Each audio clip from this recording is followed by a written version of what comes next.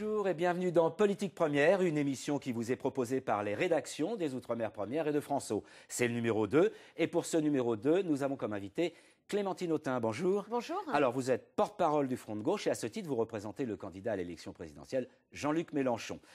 Alors, je vais vous présenter un petit peu les conditions de l'émission. Vous avez à mes côtés Laurence Théatin. Laurence Théatin, elle est journaliste au service politique de la rédaction parisienne. Elle vous interviewera avec moi. Puis vous aurez aussi 3 de nos confrères des rédactions régionales qui égrèneront tout au long de ces 26 minutes quelques questions. Voilà. Alors avant de rejoindre la Guadeloupe et notre confrère Hervé Pédurand qui nous attend avec impatience, moi j'ai une première question. J'ai lu il y a quelques jours une interview de Jean-Luc Mélenchon et à une question sur l'outre-mer, il répondait « Il n'y a pas de volet outre-mer dans le programme politique du Front de Gauche ». Ça m'a paru un peu curieux. Alors pourquoi cela? Il a bien raison. Il a bien raison et il disait dans cette interview qu'il n'aimait pas du tout la vision électoraliste qu'on peut avoir parfois des outre-mer. Il tient au S et je suis bien d'accord avec lui parce qu'il y a une très grande diversité et qu'on ne peut pas tout mettre dans un même sac. Et qu'en revanche, il y a une approche politique globale dans laquelle les outre-mer doivent pouvoir sortir vainqueurs de cette affaire-là. La place donnée à la démocratie, au peuple, la lutte contre les inégalités et la précarité sont des éléments qui sont très importants. Ça ne veut pas dire qu'il n'y a pas de spécificités, des spécificités diverses et variées d'ailleurs, et qui peuvent dépendre selon les départements. Voilà, oui. Des spécificités qu'il faut regarder précisément. Je pense à la question des transports, à la question aussi des espaces naturels qui doivent être sauvegardés comme bien commun de l'humanité. Il y a bien entendu des spécificités aussi du commerce dans ces îles-là et aussi de ce qu'est la profitation. Donc, voilà, il faut tenir les deux bouts, mais je pense qu'il aurait été vraiment vain de faire un volet particulier. Misérabiliste et électoraliste. C'est pas notre état d'esprit. Bon, Clémentine Autain, on va tout de suite rejoindre Hervé Pédurand qui nous attend en Guadeloupe pour vous poser une question sur le contexte économique et social, justement. Précisément. Bonjour. Comme la Réunion, il y a quelques jours, la Guadeloupe a connu des incidents lors de la longue crise sociale de 2009. Il s'agissait là aussi de dénoncer la vie chère. Une vie chère attribuée notamment à des situations de monopole dans l'import-export ou encore dans la grande distribution. Comment comptez-vous combattre cette profitation et quelles sont vos propositions dans ce dossier brûlant pour l'outre-mer? Question directe, réponse directe, Clémentine. C'est la meilleure question Clémentine Autain, on vous écoute. Qui puisse poser. D'abord, en préalable, moi, je dois dire que c'est un mouvement social et politique qui m'a énormément marqué. Ce qui s'est produit, ce qui s'est passé à ce moment-là, même s'il n'y a pas eu que des victoires, c'est un mouvement au long cours qui a permis une affirmation politique très forte. Et on doit des choses à ce mouvement-là. Moi, j'avais lu à l'époque le manifeste des produits de haute nécessité, etc. Et voilà, tout ce que ça a produit, tout cet état d'esprit, ces lectures, elles m'ont marqué et je pense qu'il faut vraiment rendre hommage à ce mouvement. Et très concrètement, la question qui est posée aujourd'hui, elle est celle de casser les monopoles et de faire en sorte qu'une économie endogène puisse se développer.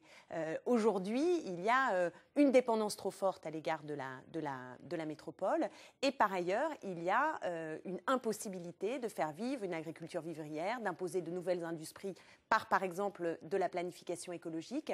Donc, au fond, ce que nous proposons très concrètement, c'est de permettre à des économies plus autonomes de vivre et aussi relocaliser. C'est-à-dire que les économies, elles ne doivent pas être que en direction de la métropole dans un grand marché de concurrence internationale où en fait c'est des sortes de plaques tournantes dont les populations ne bénéficient pas.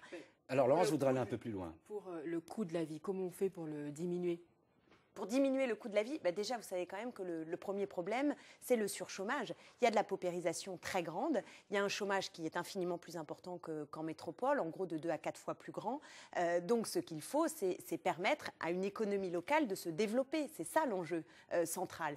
Et ce que propose le Front de gauche, pas simplement pour les Outre-mer, mais de façon générale, c'est aussi de faire face à la crise en proposant une relance par l'activité sociale et écologique, et certainement pas par les plans de rigueur et la récession qui sont favorables au marché financier et aux besoins du capital de s'accroître. Lutter contre la rente, c'est extrêmement concret. Lutter contre la rente. Et dans les Outre-mer, on le sait bien, puisque les inégalités, ils sont particulièrement criantes et qu'il y a des familles de rentiers qui quand même s'en mettent plein les poches sur le dos du plus grand nombre. Donc la logique du partage des richesses et de la relance par l'activité sociale et écologique, c'est le moyen de permettre d'améliorer les conditions de vie du plus grand nombre. Alors, lutter contre la rente, on va y venir tout à l'heure, mais là, actuellement, urgemment, il y a un vrai souci au niveau des prix. On l'a vu à La Réunion, on l'a entendu, voilà, 49% à la Guyane. Là, qu'est-ce que vous faites si vous êtes élu pour réduire les prix et régler le problème urgemment? L'urgence, c'est en effet l'encadrement des prix. Ça, c'est clair, et notamment des prix de première nécessité. Mais alors, ça veut dire que vous êtes d'accord avec les mesures qui ont été prises à La Réunion dernièrement, là, après le mouvement. On a pris des denrées alimentaires, on a décidé de fixer les prix, ça me convient. Il faut fixer des prix, ça me paraît tout à fait évident. Mais encore une fois, on ne peut pas passer outre les enjeux économiques au long cours. Non, mais c'est important, parce que ce n'est pas une mesure qui va permettre de relancer les choses. C'est de prendre les problèmes dans une toute autre dimension. Lutter contre la concurrence libre et non faussée qui s'abat sur ces territoires-là, permettre encore une fois une autonomie plus grande de ces économies. Il faut rappeler, la concurrence libre et non faussée, c'est la formule de l'Union européenne. Hein. Oui, mais elle s'impose. Mais vous avez remarqué qu'on a imposé. Mais c'est tout le problème. Mais c'est tout le problème, et c'est pour ça que c'est lié au programme que nous voulons développer aussi sur la métropole. C'est de combattre cette spéculation et cette rente insupportable et qui touche de manière encore plus forte les Outre-mer. Donc le programme plus général de revaloriser le travail, les revenus du travail par rapport au capital, d'encadrer les rémunérations, toute cette politique-là de relance économique, eh bien, au fond, elle va profiter aux Outre-mer de façon très grande. C'est cet même état d'esprit que nous voulons développer avec l'appui de la population, parce que je crois que l'un des problèmes spécifiques, c'est peut-être un mépris encore plus grand pour les peuples de ces territoires-là, qu'on vient voir une fois de temps en temps, qu'on n'écoute pas vraiment. Et je crois qu'associer la population aux décisions qui doivent être prises, c'est aussi une manière d'appuyer des revendications sociales et des exigences sociales qui sont particulièrement fortes. Faire avec les peuples et non pas sur leur dos, c'est pour nous une méthode, et une méthode qui doit se faire vraiment de façon respectueuse du plus grand nombre. Et la logique de la 6e République, qui doit trouver évidemment sa déclinaison dans les Outre-mer, elle s'impose là aussi pour permettre des avancées sociales et démocratiques. La concurrence libre et non faussée. On a vu Leclerc qui est allé en Martinique. Alors, déjà, il a pratiqué des prix 70% en moyenne plus élevés que ceux qu'il pratique ici. Il est reparti. Donc qu'est-ce qu'on fait? On essaye de casser les monopoles, on favorise la création. Non mais la loi, pardon, la loi, elle peut casser les monopoles. La loi, elle peut agir. Bien entendu qu'elle peut agir. On peut favoriser en investissant. Le public peut investir dans le développement d'une économie sociale et solidaire, des coopératives qui doivent émerger. Et encore une fois, en s'appuyant sur la planification écologique, qui peut tout à fait avoir des effets très forts en termes de développement industriel dans les Outre-mer. Sur la question agricole, il est impossible qu'il n'y ait pas de souveraineté alimentaire, d'autonomie sur ce terrain-là. Donc il faut également mettre le paquet. L'éducation, l'illettrisme est important, donc ça veut dire qu'il faut aussi mettre le paquet sur le terrain éducatif. Donc je crois qu'il y a au contraire des leviers formidables pour permettre à ces territoires de se développer, mais de se développer non pas en étant au service de la finance et au service de cette concurrence généralisée, mais bien au service d'une amélioration sociale et écologique. Il y a quand même une question. Moi j'ai relevé deux expressions. L'une qu'a employée Jean-Luc Mélenchon, il a parlé d'économie de comptoir pour les Outre-mer. J'aimerais bien savoir ce que vous appelez économie de comptoir, parce que ça rappelle de très mauvais souvenirs, il faut être assez précis. Et par ailleurs, dans le programme, il y a un axe, et je le cite, parce que j'ai trouvé l'expression dans le programme du Front de gauche, la planification écologique. J'ai envie de vous dire, c'est quoi cette bête-là, la planification écologique? La planification, c'est partir du principe que les enjeux environnementaux sont tels que ce n'est pas par des petits ajustements ici ou là qu'on va permettre de résoudre la question. Donc c'est une lutte acharnée contre le capitalisme vert et pour faire en sorte que par des programmes précis, nous puissions développer des mesures drastiques qui s'inscrivent dans le temps pour lutter contre tous les méfaits en fait environnementaux. Donc, quelle mesure, par exemple? Quelle mesure? C'est très précis. Prenez la question énergétique. Si on veut, et singulièrement dans les Outre-mer, profiter de ce que la mer peut nous aider en termes d'autonomie énergétique, ça suppose une industrie. Donc ça suppose de former des gens, de créer des entreprises et de mettre en mouvement cette affaire-là. Si vous voulez, sur l'agriculture, relocaliser la production agricole. Parce que vous savez qu'on vit quand même dans un monde dingue où on peut manger des poulets à un endroit qui sont fabriqués à l'autre bout du monde par des paysans qui crèvent la dalle. Bon, ça c'est un pur délire. Donc pour arrêter cette affaire-là, il faut impérativement investir. Prenez les transports, qui est quand même une des questions majeures dans les Outre-mer. Et on le voit bien là, avec l'affaire du gaz qui a émergé. On voit bien la tension entre le prix du gaz et de l'essence et de l'autre côté, cette idée que on a envie d'un développement qui soit soucieux de la préservation environnementale. Et bien, pour tenir les deux bouts, il faut investir dans les transports publics de façon massive. Ça, c'est créateur d'emplois. Mais il faut impérativement qu'il y ait une impulsion, qu'il y ait un investissement. La planification Laurence va vous écologique, poser une question. c'est ça. Ça veut dire prendre les grands secteurs et être capable d'impulser dans le temps une véritable révolution dans notre modèle de développement. Ce sera la dernière question sur ce thème, avant qu'on rejoigne l'océan Indien. D'accord. Alors, vous avez dit, oui, on développer l'agriculture, vous avez parlé... l'agriculture vivrière, voilà, par exemple. Des poulets, mais il y a un problème de place, de terres agricoles. Les terres agricoles font concurrence, par exemple, aux fermes photovoltaïques. Donc, il y a un arbitrage. Quel est votre point de vue par rapport à cela? D'abord, ce que je pense, c'est qu'il faut que l'agriculture sur place, elle sorte de la logique productiviste et qu'elle ne soit pas une espèce de plaque tournante qui ne permet pas aux populations locales de vivre. Ça, c'est quand même un point de départ qui est extrêmement important. Donc, il y a le coût également. Bien sûr que tout ça a un coût. Il faut le soutenir, mais il faut déjà en avoir une volonté politique forte. Et de l'autre côté, bien sûr que les terres ne sont pas extensibles à tout jamais. Mais je parlais de la mer pour ce qui est de la question énergétique. Voilà, il faut prendre l'ensemble des atouts, des potentialités de ces espaces insulaires. Et je crois qu'il y a du potentiel pour qu'à la fois les habitants puissent vivre avec une suffisance alimentaire et en même temps des moyens dignes. Lutter contre la vie chère, ça veut dire avoir les moyens de vivre décemment. Et nous pensons que ça, c'est possible, à la condition aussi que chacun de ces espaces ne soit pas que en lien avec la métropole Ben oui, non, mais ça, c'est très important. Mais ça soit capable de s'ancrer dans leur région. En développant des coopérations économiques. Et là, je crois qu'il y a beaucoup de travail. Alors justement, on va revenir à une question qui est un petit peu liée. On va rejoindre Hakim Ali Saïd qui nous attend à Mayotte dans l'océan Indien et qui a une question à vous poser. Bonjour, Hakim Ali Saïd à Mayotte, une île où la population a largement choisi il y a bientôt 3 ans de transformer le statut de son île en département français d'outre-mer. Nous savons que la gauche et notamment l'extrême gauche n'a jamais été favorable à ce choix statutaire. Est-ce qu'avec l'éventuelle arrivée d'une gauche au pouvoir en France, ce choix pourrait être remis en cause en considérant que ça a été une erreur ? Alors, on remet en cause la départementalisation à Mayotte, ça y est, j'ai bavé. Clémentine Autain.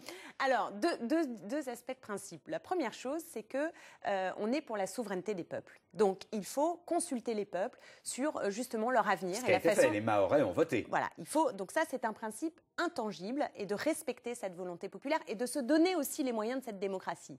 Parce que parfois, les référendums ne sont pas toujours organisés dans un état d'esprit qui est réellement démocratique. Première chose. Et la deuxième, c'est que je trouve que dans cette manière d'appréhender les Outre-mer, on a souvent été enfermé dans la question institutionnelle au mépris des enjeux plus, je dirais, substantielle pour la vie des gens sur ces territoires, qui est la question économique et sociale.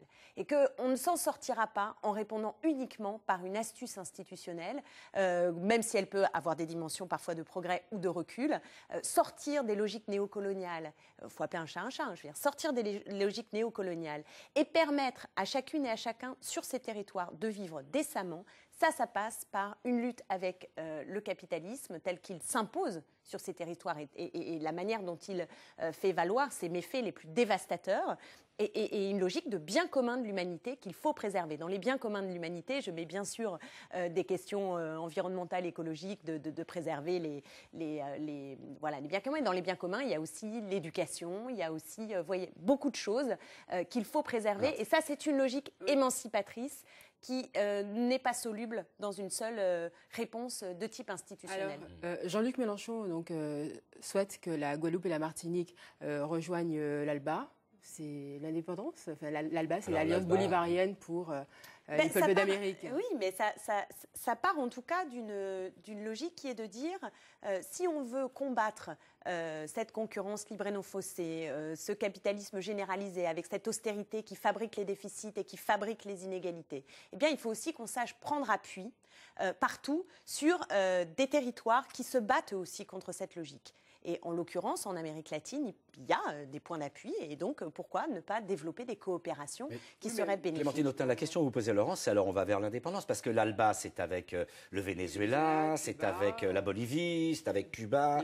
Donc c'est l'indépendance pour ces endroits-là? Encore une fois, je vous renvoie à ce que je disais tout à l'heure, l'indépendance, elle ne peut pas être décidée du haut de la métropole et par aucun candidat qui déciderait tout seul que, eh bien voilà, alors on se sépare de tel territoire ou on le transforme comme ci ou comme ça. Ça ne peut se faire qu'à partir d'un débat public fort qui pose l'ensemble des enjeux, mais avec la population. Mais on va y faire quoi dans l'ALBA? On n'a pas du tout, on n'a pas les mêmes systèmes. Le Venezuela, voilà, a du pétrole. Nous, enfin les Antilles, par exemple, la Guyane, la Réunion. Oui, n'a pas de pétrole, les salaires ne sont pas les mêmes, la monnaie n'est pas la même. Voilà, l'euro. Qu'est-ce que va faire l'euro dans l'ALBA? Qu'est-ce que va faire l'euro tout court, si vous me permettez? Déjà, on n'y est pas. Vous êtes pour la sortie de... Non, je ne suis pas pour la sortie de l'euro. Je ne suis pas pour la sortie de l'Union européenne. Je suis pour la réorientation profonde des politiques européennes. Et ça suppose des batailles et des affrontements. Et que dans ces batailles et ces affrontements, je pense qu'en Amérique latine, nous avons des points d'appui. Voilà ce que je pense. Non, mais attendez, on va essayer d'être concret, Clémentine Autain. Vous dites qu'il faut que la Martinique, la Guadeloupe, la Guyane rejoignent l'ALBA. Mais est-ce que c'est tout simplement possible, j'allais dire, légalement, institutionnellement? Je pense S'ils que sont dans la République française, dans le cadre de l'Union européenne, avec le joli mot des eurocrates qui parlent de zones ultra-périphériques, très poétique, est-ce que c'est possible qu'ils rejoignent l'ALBA? Ou est-ce que c'est une proposition en l'air? Ce que Jean-Luc Mélenchon a voulu indiquer, me semble-t-il, c'est ces coopérations nécessaires avec des territoires qui sont proches et qui ont un intérêt commun, c'est-à-dire de combattre cette mondialisation néolibérale qui crée beaucoup de méfaits dans les Outre-mer et en particulier aux Antilles. Vous parlez de la mondialisation, les méfaits de la mondialisation. L'Équateur fait partie de l'ALBA. Est-ce qu'on va demander à l'Équateur d'arrêter de torpiller la banane européenne? Ça serait qu'il y a un gros problème sur la banane et que voilà, je pense que c'est une illustration absolue de ce délire productiviste, voilà, de concurrence qui nous mène absolument dans le mur. Donc il faut qu'on... Clémentine Autain, excusez-moi, j'insiste un petit peu. En Martinique, en Guadeloupe et en Guyane, on est dans la République française. Il y a donc un certain nombre de verrous sur les salaires, sur les droits sociaux, sur le droit à la santé. Certes, on peut dire que c'est pas parfait. Je ne suis pas de ceux qui pensent que c'est parfait, mais ça existe. Oui, comment on fait si on est dans l'ALBA avec le Venezuela, avec Cuba, avec Haïti, où cela n'existe pas? Est-ce que c'est pas marier la carpe et le lapin?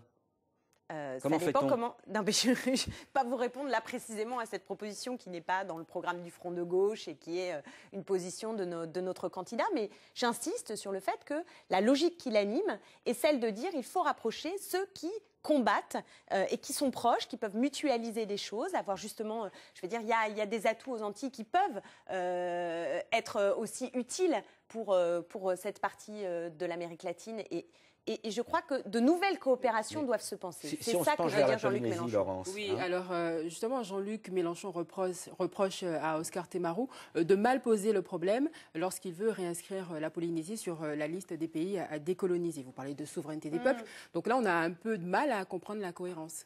D'un côté, l'ALBA. Voilà. De l'autre côté, on reproche à Temaru de vouloir s'inscrire sur la liste des pays de l'ONU. On ne comprend pas où est la logique. Non, en même temps, il est à la tête du pays, parce que c'est un pays d'outre-mer. Donc, c'est lui qui le décide. Et là, on se serait respecté, en tout cas, la souveraineté des peuples. Oui, je pense qu'il faut... ce que Jean-Luc Mélenchon dit quand il parle de cette question-là, c'est ce que je vous disais tout à l'heure sur les enjeux économiques et sociaux qu'on ne peut pas mettre sous le boisseau. C'est-à-dire que ce qu'il faut comprendre, c'est qu'on ne sortira de situations de crise sociale et économique extrêmement forte sur ces territoires d'outre-mer. Oui, surtout en Polynésie. Oui, surtout en Polynésie, qu'à la condition de réorienter profondément les politiques économiques. Et c'est ce que nous défendons au Front de gauche. Sortir de la logique de l'austérité, partager les richesses, encadrer les revenus, planifier une économie sociale et écologique. C'est ça que nous voulons faire. Et ça, ce sont des réponses qui sont autrement plus substantielles que les questions institutionnelles. Je crois que c'est dans cet état d'esprit que Jean-Luc Mélenchon a pris position là-dessus. Par ailleurs, je maintiens, au Front de gauche, nous sommes pour la souveraineté des peuples, et ça, c'est un principe qui est intangible et sur lequel il faut tenir, bien sûr. Alors, Clémentine Autain, dernière escale de notre voyage, on va rejoindre la Polynésie. Cette fois, c'est Tevaroe qui va vous poser une question sur les conséquences des essais nucléaires en Polynésie. Bonjour. En Polynésie, la question du nucléaire est liée à l'indemnisation des victimes. Or, le gouvernement a refusé quasiment toutes les demandes qui ont été présentées. Le candidat du Front de gauche envisage-t-il une reconnaissance systématique comme aux États-Unis? Alors pour une fois, on compare avec les États-Unis. C'est une comparaison qui vous plaît là cette fois? Il y a eu même d'autres cas, vous savez, où ça peut arriver. Même si voilà, le modèle de grand libéralisme n'est absolument pas notre horizon. Ceci étant, sur l'indemnisation, oui, ça me paraît juste d'être extrêmement clair là-dessus et de prendre en considération, quand on est les pouvoirs publics, eh bien, les méfaits que l'on produit à faire du nucléaire tous azimuts. Mais je crois que là aussi, il y a la solution très concrète d'indemnisation et du mal qui, d'une certaine manière, est déjà fait. Parce que vous savez comment ça se passe aujourd'hui. Il y a des procès, il y a des gens qui sont indemnisés, d'autres moins, d'autres pas du tout. On a parfois l'impression affreuse qu'on attend que certaines personnes meurent, quoi, pour dire les choses brutalement. Ouais, vous allez demain, vous êtes Jean-Luc Mélenchon, le président de la République. Il fait quoi? Il pond un décret. Il fait comment? Je pense qu'en effet, il faut sortir de cette, comment dirais-je, paperasserie qui est un peu inhumaine face à des situations qui sont des situations graves et dans lesquelles, encore une fois, les pouvoirs publics ont une responsabilité. Donc il faut l'assumer, je crois qu'il faut le dire clairement, il faut l'assumer. Donc indemnisation systématique comme aux États-Unis. Donc je pense que l'indemnisation systématique me paraît en effet la bonne voie. Mais après, ça veut dire aussi se prendre à bras-le-corps la question du nucléaire et c'est ce que nous proposons au Front de gauche. Donc justement, le nucléaire, donc il faut arrêter ou il ne faut pas arrêter? C'est vrai qu'il y a ce projet de mini-centrale sous-marine, donc, qui est applicable en Outre-mer. Donc vous, quelle est votre position là-dessus? Est-ce que la position du Front de gauche, elle est... C'est une solution d'avenir ou c'est une folie? En tout cas, aux Antilles, par exemple. La position du Front de gauche, elle est très claire, c'est que nous proposons un référendum sur un ensemble sur la politique énergétique et donc sur le nucléaire, pour savoir si c'est stop ou encore. Et je pense qu'on ne peut faire stop. Si vous proposez un référendum, c'est parce que vous n'êtes pas d'accord entre vous. C'est plus compliqué que ça, je vous assure. Je vous invite à venir voir. Les gens du Parti communiste français sont plutôt pro-nucléaire et que d'autres, comme Jean-Luc Mélenchon, sont plutôt anti-nucléaire. Comme moi, on est anti-nucléaire, mais je vous invite à écouter ce que disent aujourd'hui les communistes et ça bouge très vite. Et je pense qu'en même temps, ce que les communistes nous disent, c'est qu'on ne peut pas arrêter là, du jour au lendemain, fermer toutes les centrales. Donc un référendum, quoi. Non, ça veut dire planifier. Ça veut dire que oui, il faut une sortie du nucléaire, mais il faut être capable de la planifier, cette sortie du nucléaire. Ça veut dire investir dans des énergies alternatives. Ça, c'est ce que je vous parlais, la planification économique, ça veut dire c'est un potentiel incroyable pour la relance économique, d'ailleurs, ce chantier-là. Et de l'autre côté, avoir des mesures drastiques pour les économies. 10 ans, 15 ans, 20 ans. Pour les économies d'énergie, parce qu'il faut quand même comprendre que l'énergie qui ne pollue pas, c'est celle que l'on ne consomme pas. Et ça veut dire aussi changer profondément nos habitudes et sortir du productivisme. Appelons un chat, il faut sortir du productivisme. Donc ce grand débat-là, c'est un débat de civilisation et pour lequel nous pensons qu'un référendum serait extrêmement utile parce qu'il permet à tout le monde de s'approprier les enjeux. Vous partagez le point de vue de Nicolas Sarkozy, il faut des référendums. Non, vous voyez, on ne choisit pas du tout les mêmes sujets, ça n'a strictement rien à voir. Et puis les référendums, il n'en a pas fait depuis 5 ans. Et la parole de la France n'a pas été respectée quand, en 2005, le non au traité constitutionnel européen s'est imposé. Et bien, au fond, la France s'est assise dessus. Donc, vous voyez, le président de la République et les référendums, c'est une vaste blague. Sur le nucléaire, vous proposez un référendum également outre-mer? Oui, un référendum. Et oui. Alors, pour ce qui est des Antilles, alors site nucléaire sous-marin ou pas? Est-ce que c'est quelque chose que vous pouvez envisager? Eh ben voilà, c'est toutes ces questions-là qu'il faut poser. Je parle surtout de la géographie. On est dans une zone hyper sismique. Non, mais si vous me demandez ma position, moi je suis pour sortir du nucléaire. Donc, pas pour commencer à imaginer des solutions de ce type. Mais je dis que la sortie du nucléaire doit se penser dans une planification écologique globale. Voilà. Et qu'il faut mettre en chantier ça et que ça doit permettre de relancer sur un plan industriel l'activité. Alors, Clémentine Autain, on a quasiment fini. Il nous reste une question, une réponse de votre part. Je vais vous poser la question comme je la poserai, comme je l'ai déjà posée à François Hollande la semaine dernière et la semaine prochaine à d'autres candidats ou à d'autres représentants des candidats. Rêvons un peu, enfin en tout cas vous. Jean-Luc Mélenchon est président de la République le 7 mai. Quelle est la première mesure qu'il prend vis-à-vis des Outre-mer ? Je pense que ce serait une mesure pas vis-à-vis des Outre-mer, mais générale, pour une 6e République, c'est-à-dire de lancer une assemblée constituante. Et ça, c'est le point de départ. Et ça intéresse également les Outre-mer. Un peu comme en Tunisie. Et ça intéresse également les Outre-mer, parce qu'il faut qu'on sorte d'un système institutionnel qui est à bout de souffle. Et là, il y a besoin d'une véritable rupture, d'une révolution citoyenne. Et c'est celle-là qui va nous permettre, ensemble, par une mobilisation populaire inédite, d'inventer les solutions sociales, économiques, environnementales qui vont permettre de... Comment dirais-je? Vous parliez de rêve tout à l'heure. Vous voyez, je pense que pour beaucoup de gens, et dans les Outre-mer, c'est particulièrement vrai. Il y a le sentiment que demain, ça va être pire qu'hier. Et encore pire qu'aujourd'hui. Eh bien, c'est ça qu'il faut inverser, c'est-à-dire reconstituer une espérance et se dire que le pire n'est pas inéluctable, que les plans de rigueur et le mal-développement ne sont pas inéluctables et qu'il y a la possibilité de se prendre en main et de partager les richesses sérieusement et donc d'aller vers une vie qui soit plus heureuse, tout simplement. Donc on finit comme on a commencé. Pas de volet Outre-mer au programme, une assemblée constituante qui concerne aussi l'Outre-mer. Bien sûr. C'est une cohérence. Ben, c'est parfaitement cohérent. Et je pense que plus de justice sociale est un fil directeur qui parlera tout particulièrement dans les Outre-mer. Clémentine Autain, merci. On arrive au terme de cette émission. Voilà, Politique Première, c'est fini cette semaine. Rendez-vous la semaine prochaine, même lieu, même heure, avec une autre candidate à l'élection présidentielle, Marine Le Pen du Front National. Bonne semaine à vous.